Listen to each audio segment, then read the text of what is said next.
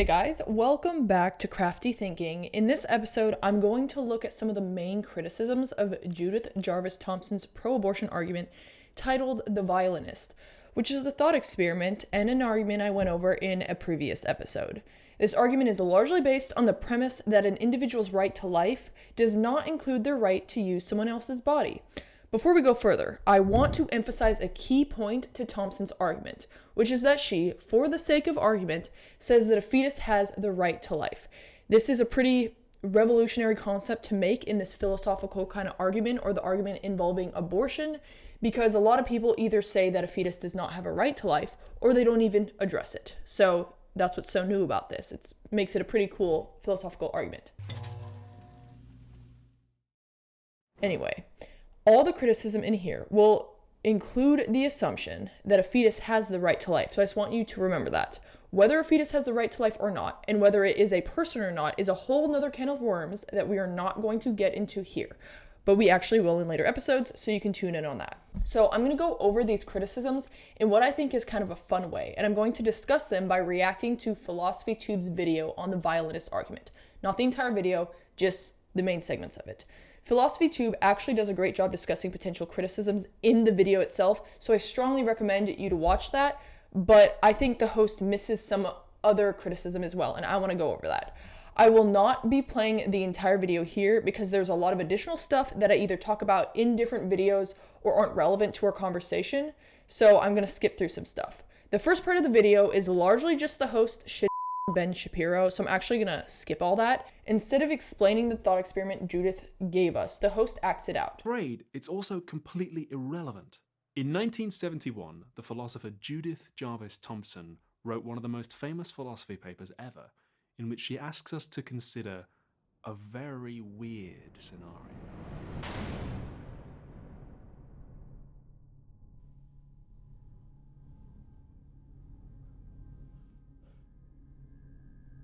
Where am I?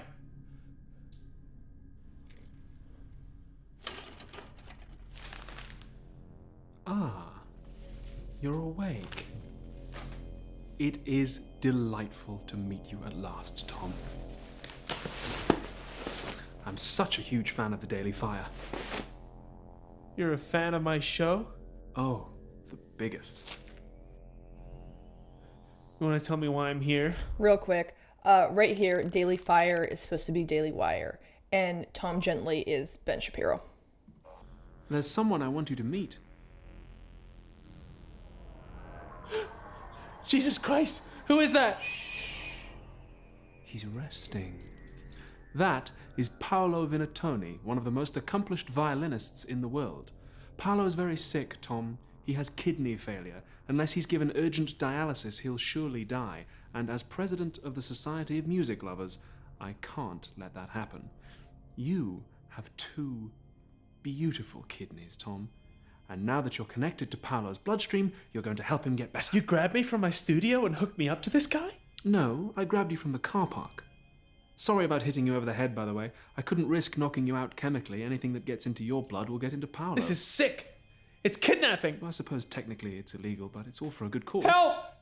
Help me! Sir, I'll politely ask you to lower your voice. If you have objections to this arrangement, I'm only too willing to listen to them, but I must insist we have a civil conversation. This is kidnapping! It's kidnapping! Let me out of here, asshole! I'll consent to a robust discourse, but I must ask you to adopt a more friendly tone, or I might have to go with my backup plan. Yeah? What's that? You want to volunteer?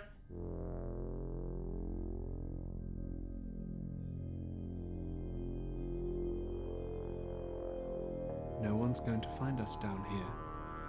And even if they do, you'll just tell them that if they disconnect your veins from Paolo now, it'll kill him. It wouldn't be right to punish Paolo for my sins. That was you. Calling my show. Why me? I knew you'd agree with me. You're pro-life. You support everybody's right to live, no matter how inconvenient. One of the most common rebuttals is that in Judith's thought experiment, you're kidnapped, whereas in most cases of abortion, the woman consented to the risk of pregnancy by engaging in sex. Judith's thought experiment is more related to when a woman is forced into pregnancy, similar to someone being kidnapped and hooked up to a violinist. In addition, I want to point out something Philosophy Tube says here, that pro-life people argue they support the right to life, no matter how inconvenient. I'm not sure if that is an accurate illustration of the pro-life belief. Instead, it's rather that pro-life people support the right to life, or the right to live, over the right to bodily autonomy if the individual whose bodily autonomy is at question consensually and with knowledge engaged in an action that caused another to be dependent on their body, like creating a fetus inside your womb. To put this more succinctly, when someone engages in sex, she is assuming the risk of pregnancy, as pregnancy is a potential consequence of sex. When someone engages in sex and gets pregnant, she has created a human with the right to life. Anyway, she creates a life and then caused that life to stand in need of her body.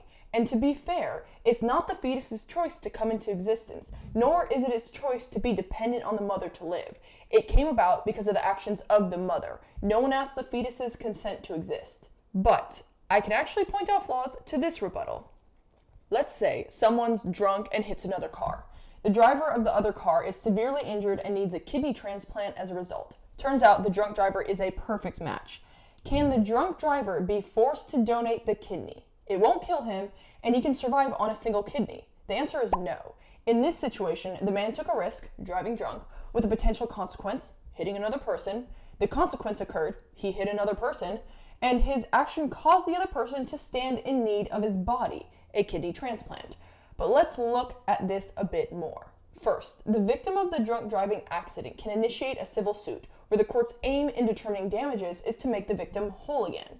If the victim dies, this still happens under a wrongful death claim, and the victim's family can receive damages. So there is restitution and a form of justice. But does a fetus get a chance at restitution or justice if a woman causes it to stand in need of her body, and then she doesn't provide that support? No, she does not, or no, it does not. Second, the victim can get a kidney from someone else. Now, this isn't guaranteed, but the victim has potential options. A fetus has no option. It cannot get support from another body. I'm talking about all of this to highlight two things. One, abortion is a complex topic. I think a lot of people like to just assume their opponents on this subject are stupid, but the topic is not a simple, stupid topic. Two, I also want to showcase how unique pregnancy is and how unique childbirthing is. We try to draw analogies all the time, but in reality, I don't know if there's any analogy that actually truly captures the uniqueness of pregnancy or abortion. Anyways, we're going to keep going.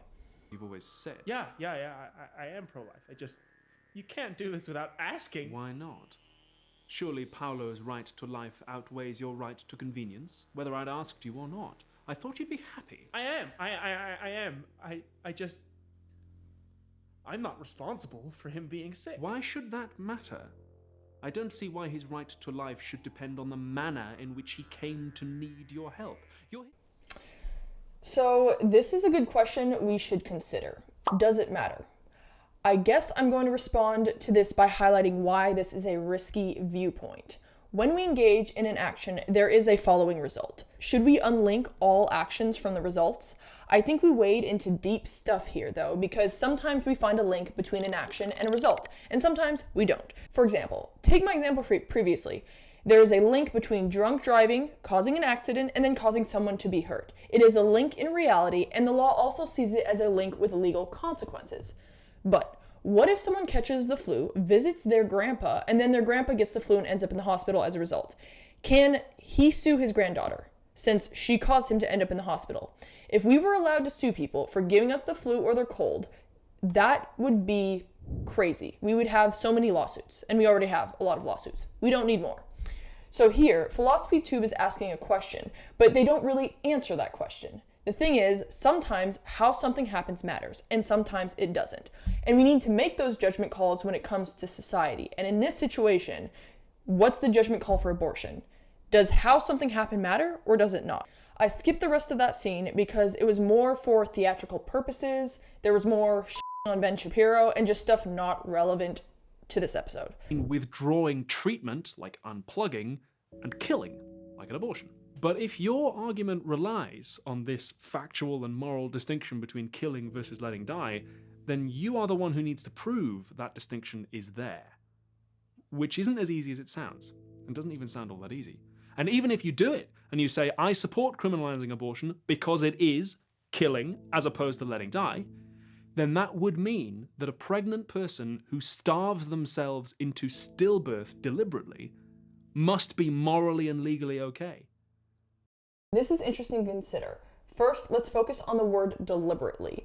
Is she deliberately starving herself and the unintended result is a stillbirth, or is she deliberately starving herself with the intent of resulting in a stillbirth? And then would that change whether this was intentional killing or withdrawing of support? I guess it would be a form of withdrawing support no matter what, as it would be removing nutrients from the fetus, which would then allow it to just die. But if there is intent for the fetus to die, then is that actually killing it? I don't know. That's why it's a good question. Which I'm guessing Ben Shapiro doesn't want to say.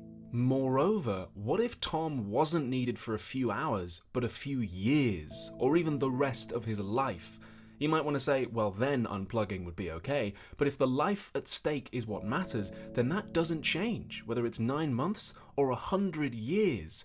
If you support state-forced pregnancy but think that Tom shouldn't be punished for unplugging after a certain point, then you've already agreed with the central claim of the pro-choice position, which is that bodily autonomy can take priority over a life.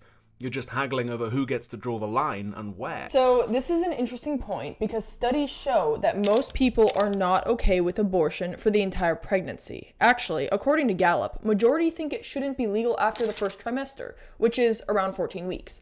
But that's the sticky thing about abortion. It's really hard to draw a middle ground between conception and birth because it seems almost arbitrary to choose any point along the timeline. In addition, one person's pro-choice is another person's pro-life. It's a spectrum, and where you are on it determines how you label others.